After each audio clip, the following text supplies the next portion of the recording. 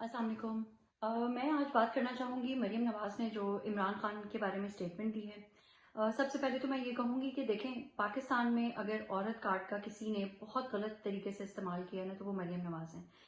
औरत होने का मतलब ये नहीं है कि आप कुछ भी कह सकती हैं। बिल्कुल, अगर आप थ्रेट करेंगी, जो कि आप माजी में भी कर चुकी हैं, तो ये जो है ना, वो बिल्कुल भी अप्रोप्रिएट नहीं है। तो देखें, मैं सिर्फ एक छोटी सी बात ये कहना चाहती हूँ कि जो खान साहब हैं वो पर्सनालिटी हैं जिनके लिए लोग जो है ना, वो खाना काबा में या फिर इमाम हुसैन के रोजे पे खड़े होकर दुआएं करते हैं।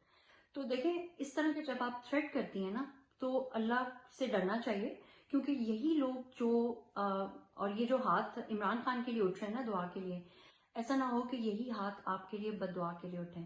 तो अल्लाह के कहर से डरें और या तो माफ़ी मांग लें।